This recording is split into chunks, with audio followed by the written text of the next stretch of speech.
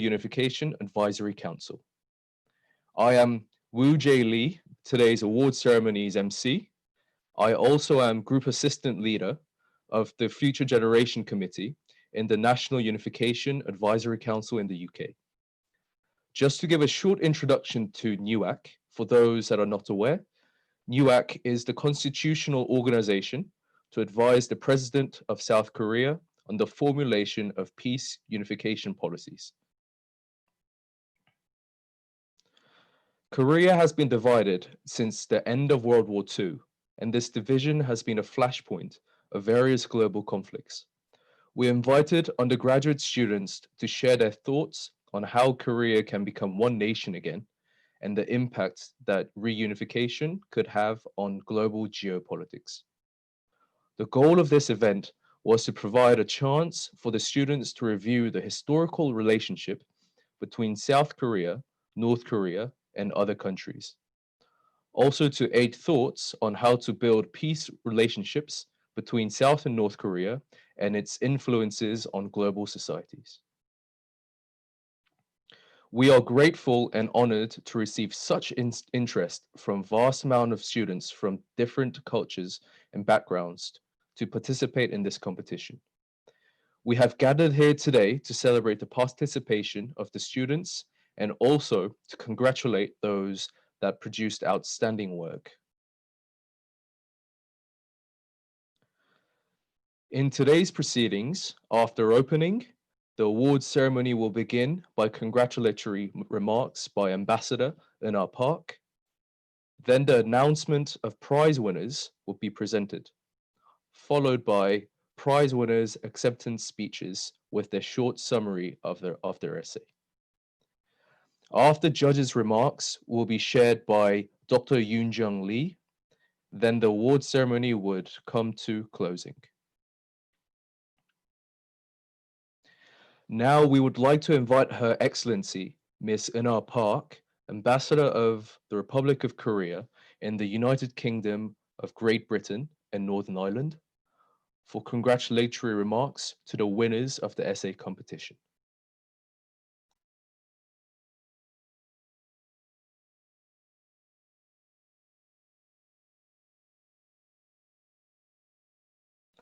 Ms. Ambassador Park, would you like to unmute your mic, please, and present for us? Okay, can you hear me now? Yes, yes, we can. Okay, thank you.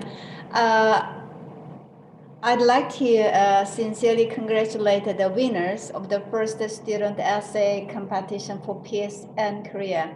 I know that we had many great submissions, which demonstrates the strong interest of students in the UK and the Korean Peninsula issues.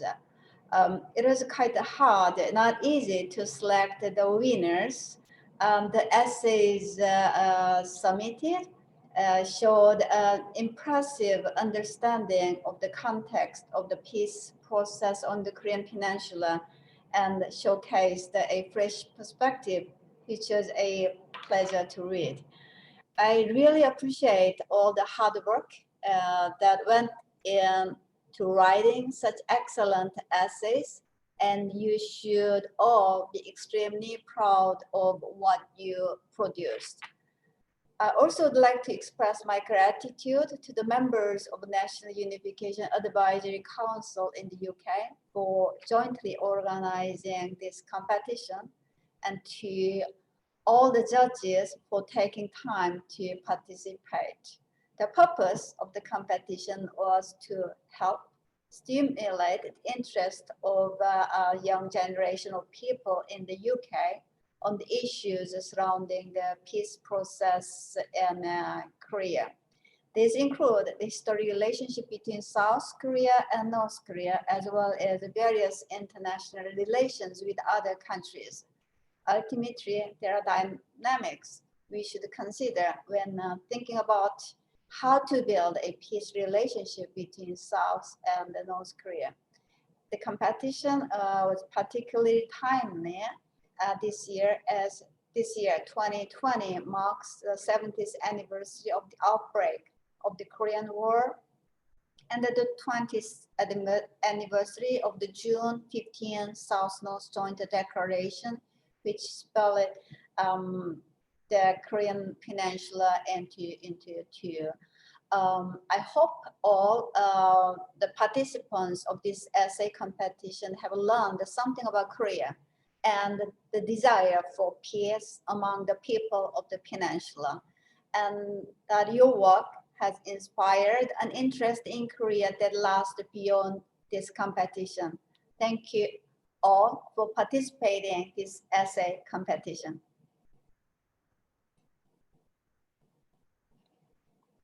Thank you. Thank you very much for your kind words, Miss Ambassador Napark. Now, the essays were judged into two stages, with each stage having its own panel of judges. In the first stage, submitted essays were evenly distributed among its panel of judges. Then the judges marked the essays based on the following criteria: meeting the essay objective and adherence to the values of Republic of Korea, knowledge and comprehension of the topic, intellectual skills of critical engagement and evaluation, creativity and originality, and scholarly practices. After all essays were marked, the chair of the first judging panel held a moderation meeting to select the best 21 essays. In the second stage, the panel of judges selected the winners based on the following criteria: topic, clarity, and effect. Out of the 21 selected essays, 14 essays were chosen for 4 prizes: the Korean Ambassador Prize, Peace Prize, Reconciliation Prize, and Hope Prize. Please now, could the audience congratulate the winners with a round of applause after the winners of each category has been announced, please. Hope Prize winners are Jisoo Park, Gi-jung Park, Mingyu Sin, Simone Haig, Sunghwan Anthony Choi, Sungjae Park, Teresa Vasileva. Congratulations.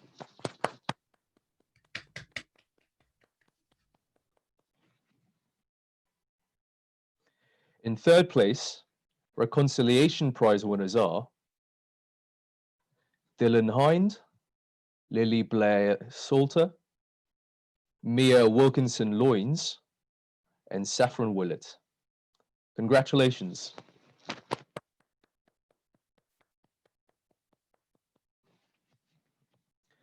In second place, Peace Prize winners are Gio Kim and Jung Moses Koo.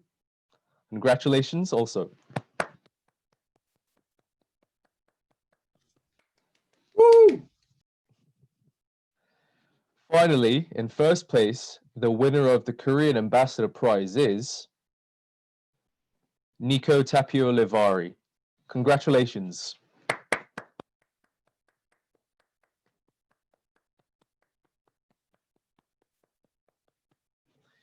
Many congratulations to all the prize winners. Before the awards ceremony, we have requested the winners of the Peace Essay Competition for a short summary of their essay and their acceptance speeches. We'll now hear the winners' summary and speeches. A quick reminder to all the prize winners, please could you unmute your mic while speaking, then mute your mic after when you're finished, please. Thank you. Could we please ask the first place winner of the Korean Ambassador Prize, Nico Tapio Levari, to share a short summary of the essay and the acceptance speech. Well, I'd like to thank the Ambassador and the National Unification Advisory Council and the Embassy personnel and the judges. It's a great and exciting honor to be here today, even if virtually.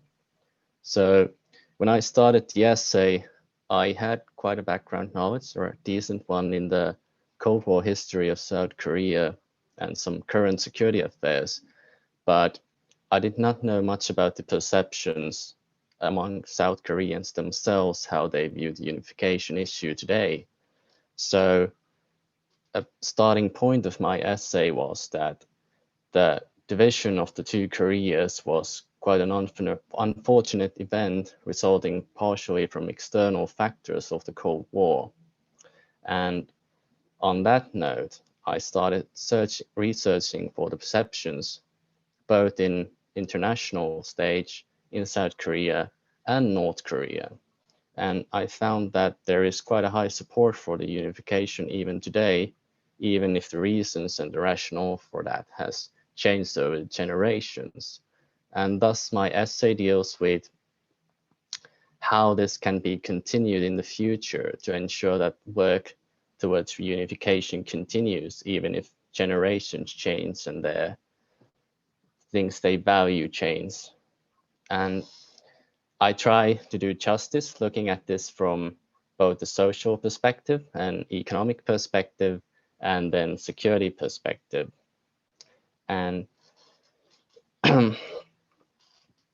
my essay concludes that with the continued support for the unification, there's really no reason why that should not happen, although it's a long process, and much like the Cold War in Europe and the German reunification, it's not certain that it'll happen quite soon, but that doesn't mean that it should be unrealistic and no work should be done for that, but rather the information and keeping up the perceptions and the continued kinship and lineage between the two Korean countries would serve to help the reunification in the future.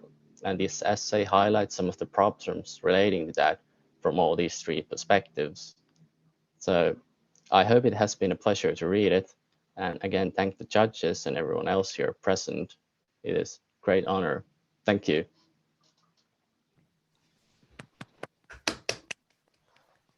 Thank you, Mr. Nico Tapio Levari, for sharing your thoughts, and congratulations again. Now, could we please ask the second place winners of Peace Prize, Jio Kim and Jong Moses Koo, to share a short summary of the essay and their acceptance speech. We will go in alphabetical order, so please, Jio Kim, present first. Thank you. Okay. Thank you so much for the nomination, and would like to express my gratitude for being here today. As a Korean myself and as a student studying international relations, I have been deeply interested in the affairs of Northeast Asia and Korea. So in this essay, I try to answer the question of the impact of inter-Korean peace in the international society by exploring the current challenges and effort to overcome them. So I have used some of the academic knowledges I have learned in defining peace. So I've defined peace in terms of security regarding my argument. In other words, peace can be referred to as the absence of security threats produced by the North in the Korean Peninsula. And then I move on to exploring current security issues in Korea. The main causes can be largely divided into two categories, which is different domestic political systems between the South and the North, and the economic difficulties in the North. Since the Kim regime is seen as an illegitimate player, it is hard to predict their actions and make concessions when negotiating. Also, several studies reveal that the economic stagnation has a causal impact on the frequency of the North provocation in the peninsula. The global society has tried to overcome these difficulties by building relations with the North, and I have focused on the US, South Korea, and China's efforts. The recent developments in the US since the Trump administration, North Korea and the US has shown the possibility of reconciliation, and the South government has famously promoted inter-Korean peace through the Sunshine Policy in the 90s and early 2000s. On the other hand, China is also an important player in inter-Korean peace. However, they sometimes disagree with the South approach, thus it is important for the South Korean government to overcome these differences. As their efforts illustrate the importance of peace in the peninsula, peaceful inter-Korean relations can have a significant impact on regional and global security. diplomacy, and economy.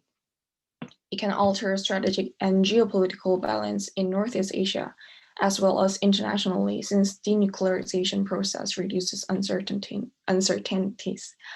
Also, achieving denuclearization process can help to increase the US bargaining power and provide North Korea an opportunity to be recognized as a legitimate player in the world politics.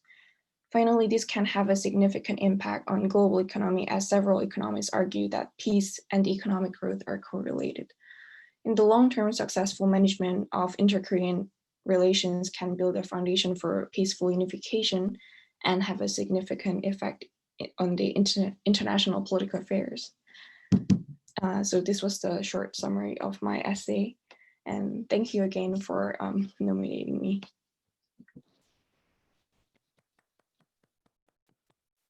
Thank you. Now, Mr. Jung Moses Koo, please. Hello, everyone. So I'm Moses, and before I start talking about my essay today, I wanted to start off by saying how much I'd like to thank the National Unification Advisory Council, the Embassy, and the Ambassador herself for this priceless opportunity to write on a subject matter that has always been very close to my heart. So now I'm a medical student, and I don't study anything similar to this, but I want to argue this point of reunification from an economic and also a national identity perspective. So now going on to my essay. In April 2018, the Panmunjom Declaration was signed. This ushered in a renewed sense of hope towards the national dream of peace and reunification in the Korean Peninsula and for its people. We're a people with a proud and united sense of national identity, history, and heritage, but a people divided nonetheless. Reunification is by no means a simple matter. Critics argue that the economic costs of reunification are too significant for it to be justified, and many are doubtful that a modern Korea could carry its burden. Well, however, I argue in my essay that such criticisms are often very short-sighted, mostly only relevant to scenarios of hasty, unplanned reunification, and are simply not sufficient to deny the prospect of reunification altogether. Furthermore, many even predict that a reunited Korea can exceed the GDP of most current G7 nations in the long run, and I maintain that a carefully reunited Korea could rise to unprecedented heights of economic prosperity. Now, reunification can not only be thought of in economic terms. Reunification has always been centered around reclaiming Korean national identity, an identity torn through a history of separation, trauma, and tragedy, an identity torn by superpowers with uncompromising political and ideological initiatives, an identity torn with disregard for Korean culture, language, and heritage. Indeed, South Koreans now more than before may view North Koreans as a different people, and shamefully, a notable degree of xenophobia may still exist in the South. This does complicate reunification, and this must be addressed. In my essay, I suggest an inclusive political framing in the public and in the media of North Korean refugees, migrants, and foreigners. I believe that this will help deconstruct such harmful public sentiment, and that this must be the priority of governments, now and in the future. The term 민족 is often used by many Koreans to describe other Koreans, emphasizing an uninterrupted sameness and unity forged through millennia of history. Whether North or South, we dream that Koreans will be Koreans as one people or as one 민족. Now, finally, I just wanted to say, growing up, I was taught a lot about the division of North and South Korea. My upbringing mostly emphasized our differences, however. But with this essay, I found a great deal of solace in actually writing about a future and prospect of unity, peace, and prosperity for the Korean people. I wanted to thank everyone here today and the organizers of this program for actually taking the time to consider and to read my essay. And I have to say, it has been a real honor being here today to receive this prize. Thank you so much, and thank you to everyone.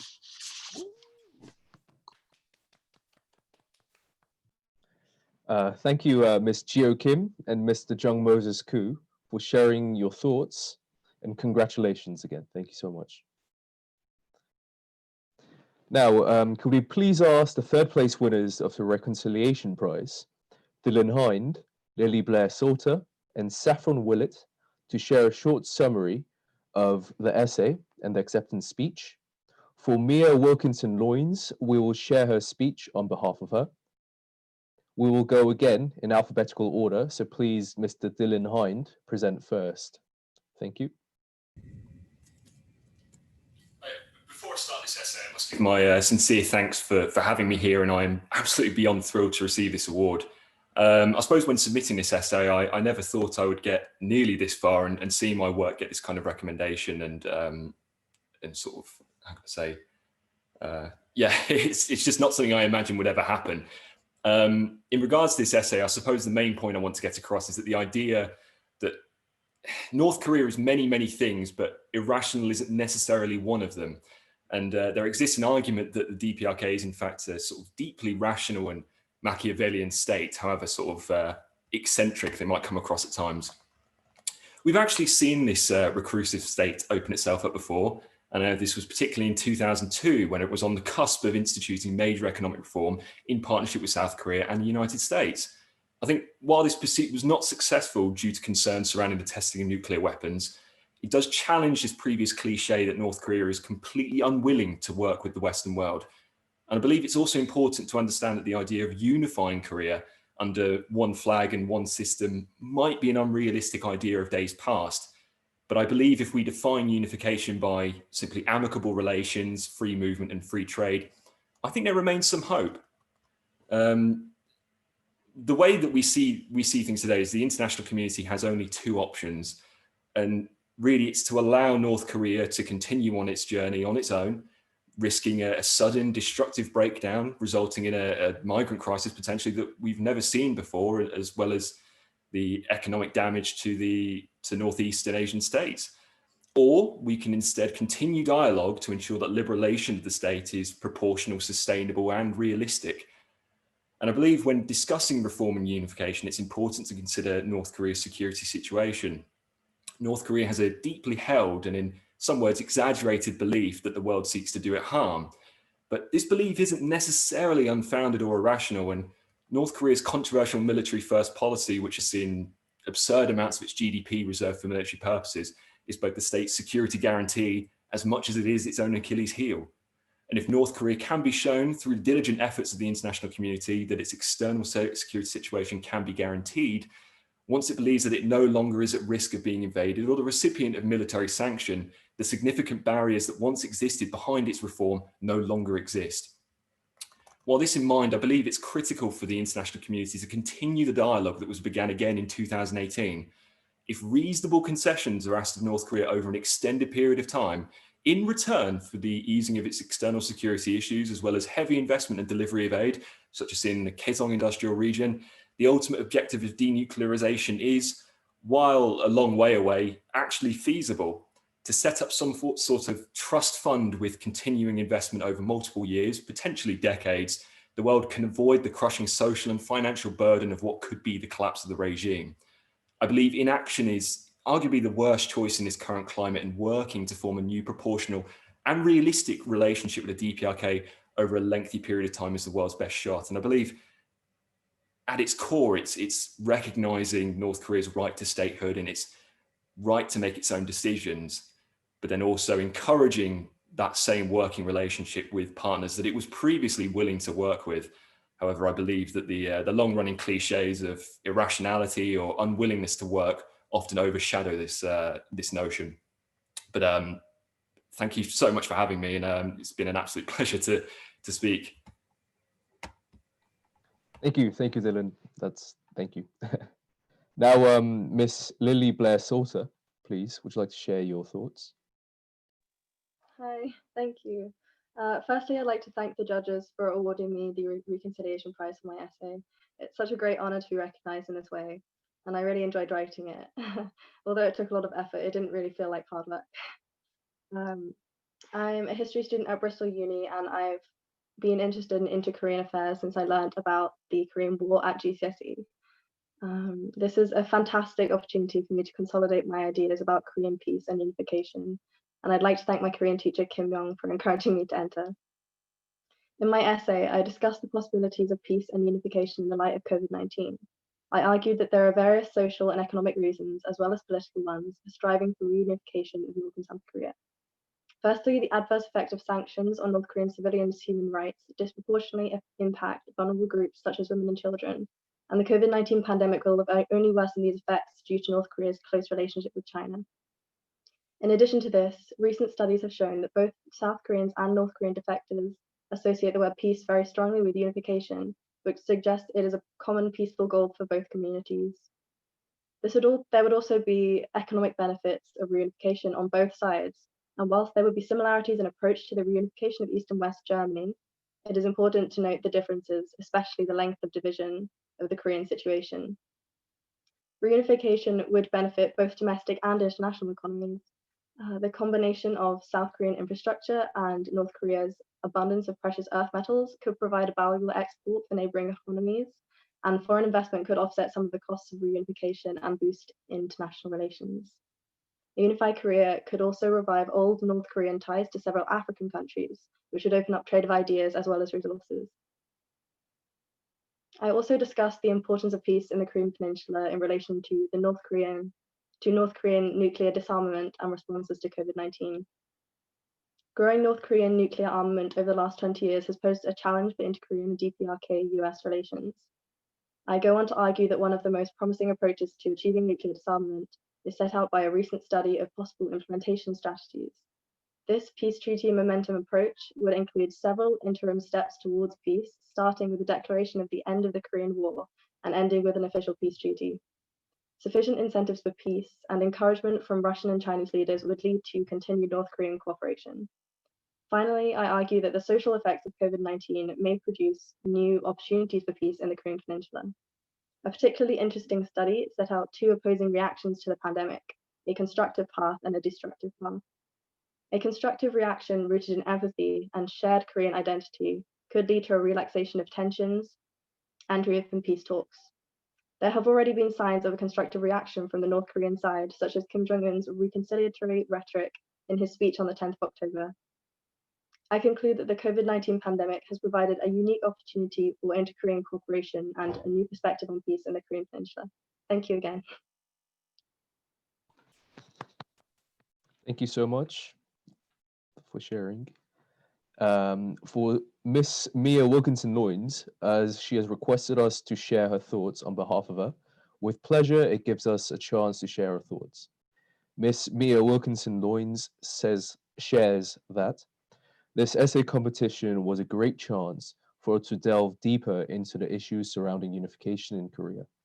It opened her eyes to the complexity of global politics and the interconnectedness of our world, whilst exposing the difficulties that both Koreas face when considering reunification.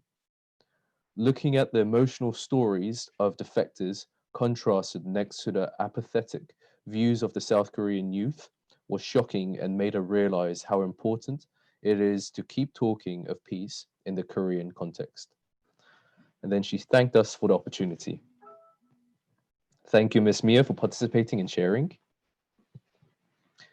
Now, could Ms. Saffron Willett please share her summary and speech? Thank you, and thank you to the organisers of the competition. It was an honour to be able to take part in this event. I found the essay competition a great opportunity to look more into what it would take for a peaceful reunification to take place, and the topic is something that I hope to continue looking at in the future. Majoring in Korean studies, future peace in the peninsula is something that interests me greatly. The interest that I've gained during my research is one that extends further than just this essay. South Korean and North Korean perceptions in regard to reunification was something that I had limited knowledge about prior to this essay. But upon research, I was able to look into the diverse range of ideas on to what extent reconciliation is seen to be appropriate in the near future. I divided my writing up into three main sections: a reflection of the division of the Korean Peninsula, modern day implications of the division and international opinions, and looking forward to the process of reunification and the future of the Koreas. Within these sections, I assessed areas surrounding both North Korea and South Korea's possible attitudes towards a unified Korea, as well as looking at both advantages and potential problems that could arise following reunification. I think that the overarching theme that I wanted to present within my essay was the idea that it is vital to appropriately reflect on the past in order to move forward. This includes parties from across the world, rather than just North and South Korea, to recognize events that took place from a wider perspective. This includes accountability for loss of life and acceptance of responsibility during the Korean War. I also discussed how North Korea's own willingness to present the Korean War in a more consistent way with other global accounts is vital for reunification taking place. Doing this, I explored how reflections of the past would enable a more accurate depiction of the history, which is critical for social progression, as we must learn from our mistakes in order to develop. This inspired the title of my essay, Reflecting on the Past to Reconstruct the Future of the Korean Peninsula. Once again, I'd like to thank everyone for the opportunity to take part and the honour of receiving this prize. Thank you. Thank you, Mr. Dylan Hind, Miss Lily Blair Salter, Miss Mia Wilkinson Loynes, and Miss Saffron Willett for sharing your thoughts. And again, congratulations. Thank you. Now, could we please ask the winners of the Hope Prize, Jisoo Park, Kijang Park, Mingyu Sin, Simon Haig, Sunghwan Anthony Choi, Sungjae Park, Teresa Vasileva, to share a short summary of the essay and the acceptance speech. We'll again go in alphabetical order, so please, Jisoo Park, go first. Thank you.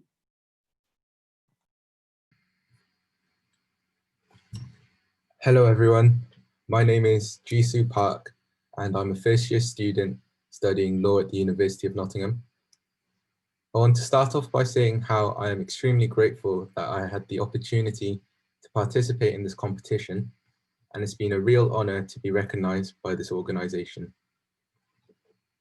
So since a young age, I was interested in the prospect of unification in the Korean Peninsula, as I was able to engage in discussions with my father, who was a member of the National Unification Advisory Council in the UK between 2009 and 2019. My essay started by discussing inherent ideological differences between North and South Korea. I found that this meant it would be difficult to produce a singular definition of peace that would be satisfactory for both countries.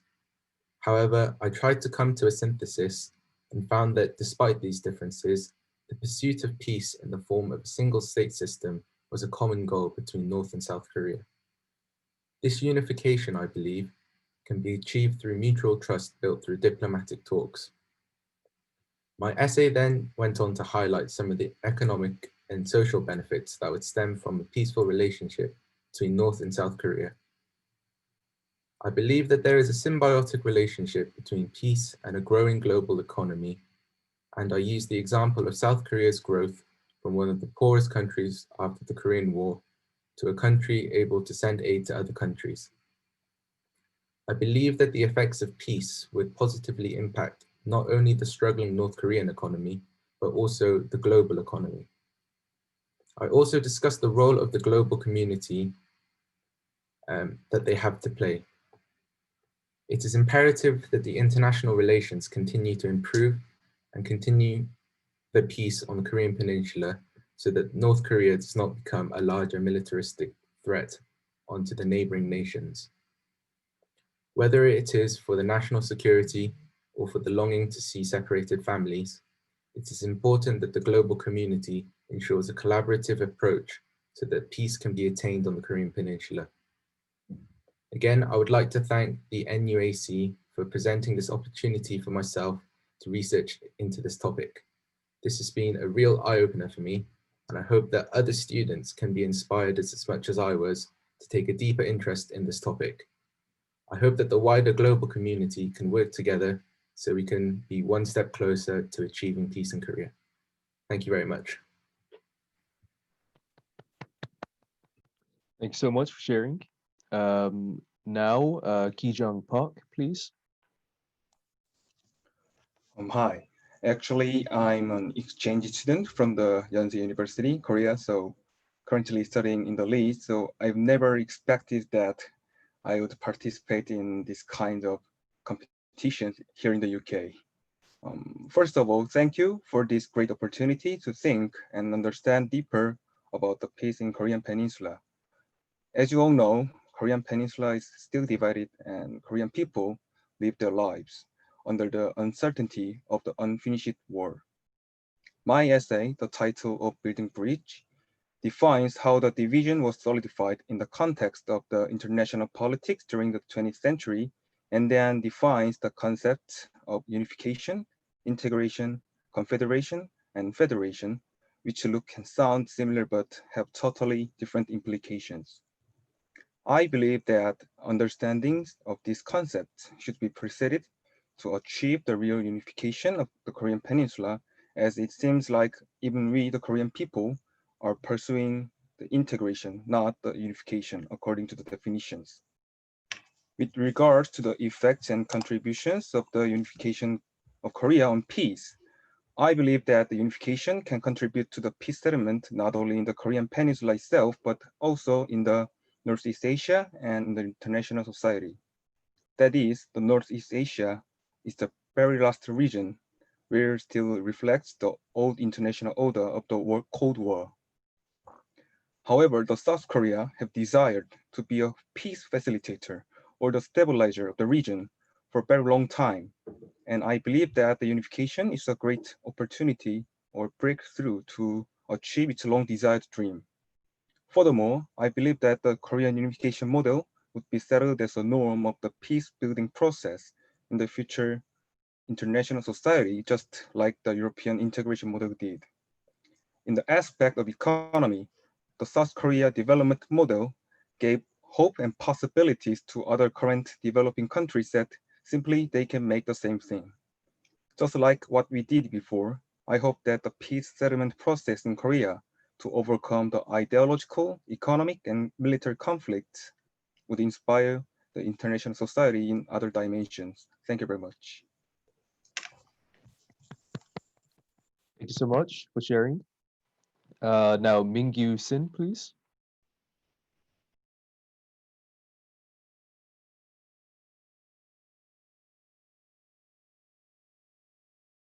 Mingyu Sin has.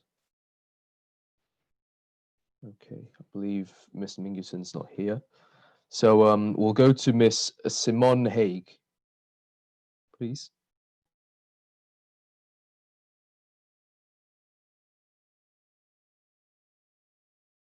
Yeah, I also believe Miss Simone Haig's not here. So Mr. Sunghwan Anthony Choi, please. Yeah, first of all, yeah, thank you to the Embassy and NUAC for organizing such a competition and event. It was a very interesting experience to take the time out to research this issue, which is often widely talked about, but not as widely discussed in detail. And being able to look at something in depth was certainly quite interesting. With my essay, the central focus was to question the standard paradigm of peace, of what it's defined as, whether we should keep using this romanticized definition of it, and how global societies can impact peace in Korea, and how peace in Korea, consequently impacts global societies. I took two main standpoints, one being socio-political tranquility, the other being economic developments. And socio-political tranquility, also politico-military tranquility, was more based on ensuring that there are no nuclear deterrents, ensuring that that the Korean Peninsula no longer becomes a battlefront for political ideologies and even physical threats such as nuclear bombs from the north, or such as the THAAD missiles in the south, and first of all resolving it peacefully there.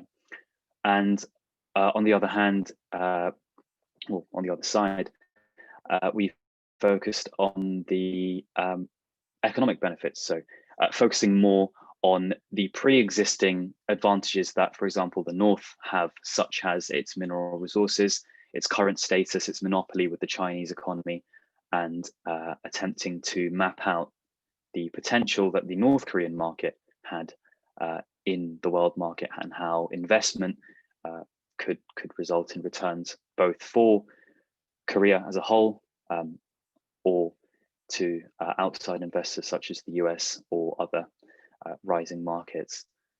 In general, my conclusion was that if the definition of peace is redesigned to a certain extent, there are plenty of opportunities for a new definition of peace to be established. Whether that results in unification is to a degree an alternative question. And yeah, hopefully it becomes a forefront of what was originally a political battlefront into a good symbol of peace and hope. But, yeah, thank you very much. Thank you so much. Now, Teresa Vasileva, please. Hello, everyone. I would, of course, like to start off with thanking everyone, especially the National Unification Advisory Council, for this incredible and wonderful opportunity, and the entire process of participating in this competition, from the research to the writing of the essay, has been so valuable, both in terms of the knowledge that I've gained that I can use not only in my degree, but also in whatever career I decide to go into.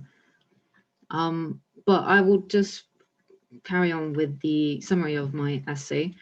So I also decided to focus more on the question that's on reflecting on the history of the division of Korea and why reunification should happen. And I divided my essay into 4 parts: reasons for the division, consequences of the division, points pro and against unification, and even potential solutions. And within those, I suggested 2 reasons for the division, one being the political situation during the liberation period, and as well as foreign influence from the United States or from the Soviet Union at the time. And I also introduced a second reason that might not be as commonly known, which is the long-lasting history of some prejudice towards the northern region, which can be traced back to the 12th century.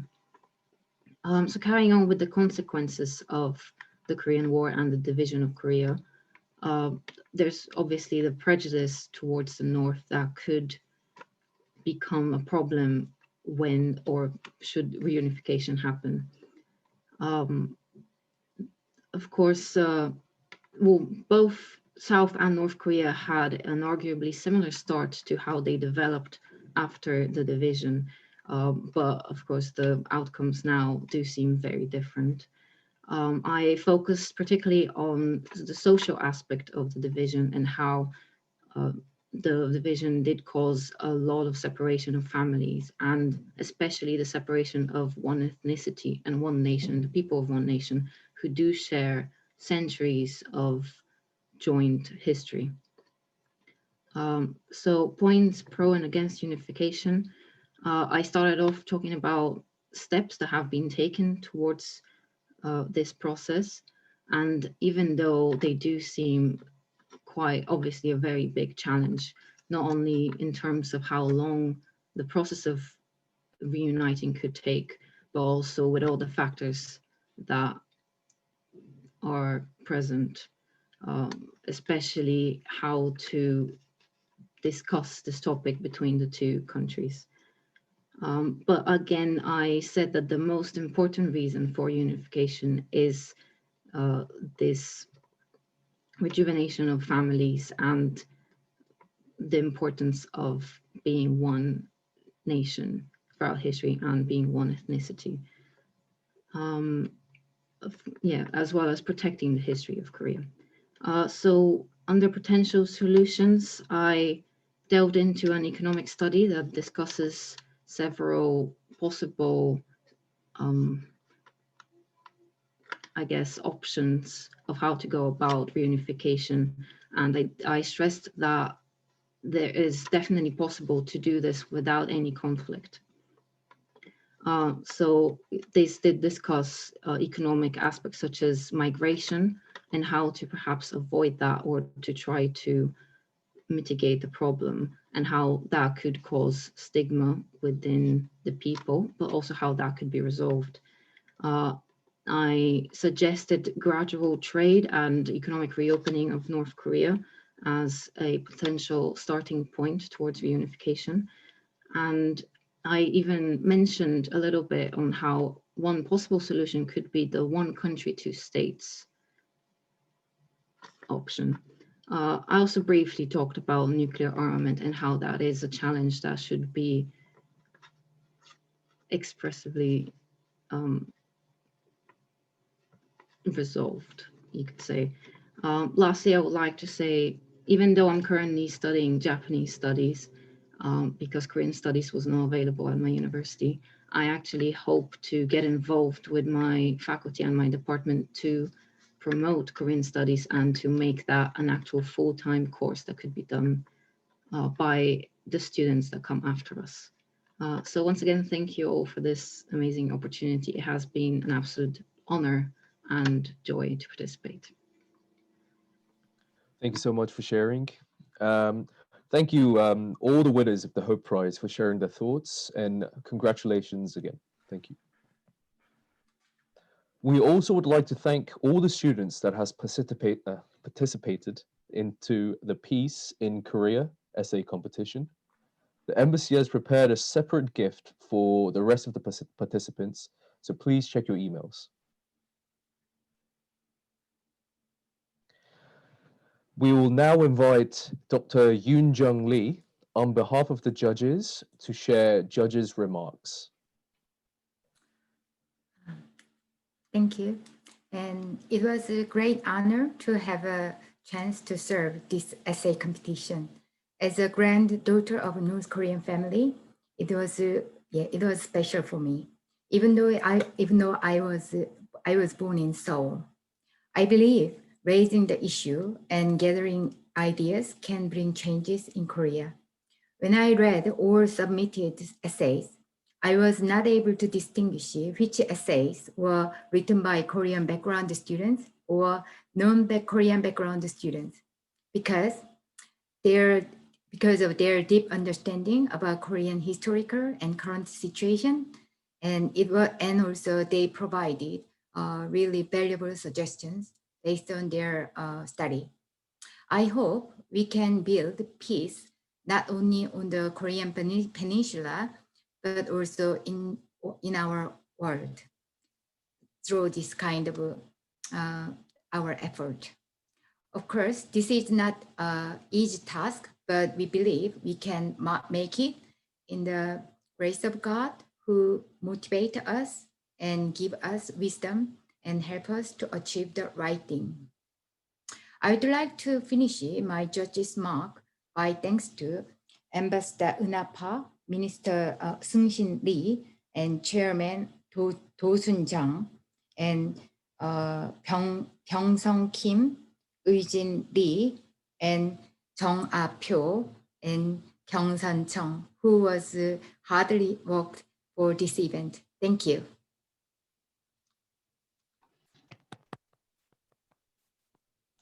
Thank you, Dr. Yoon Jung Lee, for your kind words. NUAC has a few events lined up. We hope that this may be of interest of all participants and the audience. Firstly, there is a 2020 Peace Forum about North and South Korea on the 21st of October.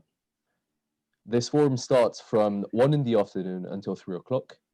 The Zoom ID is as shown with the password on the screen.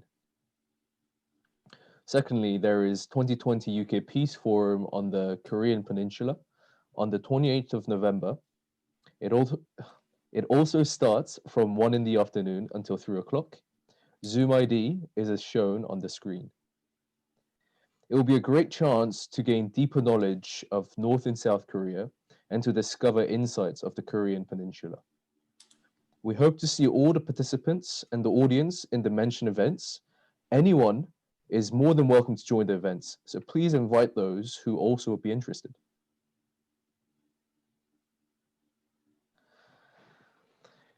It is difficult to make the reunification process between South and North Korea to become a reality at an instant.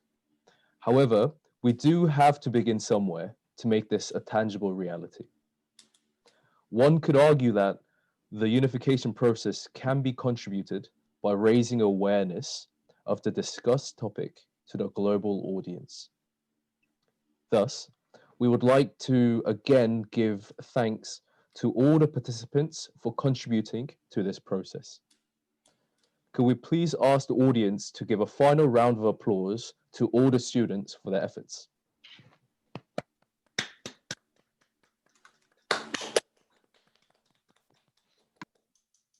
Now the award ceremony has come to an end. On that note, we are concluding Peace in Korea 2020 UK Student Essay Competition. Thank you for joining us. Stay safe and goodbye. Bye-bye.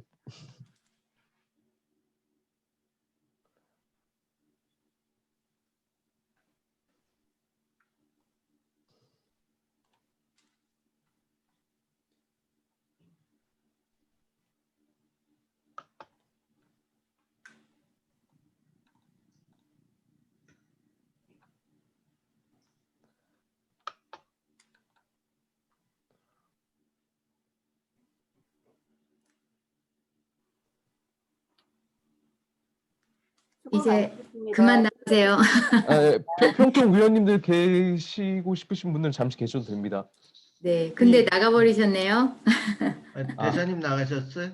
유재 위원님 수고 많으셨습니다. 오늘 정말 네. 잘하셨습니다. 감사합니다. 감사합니다. 아닙니다. 네. 감사합니다. 잘했어. 수고들 하셨어.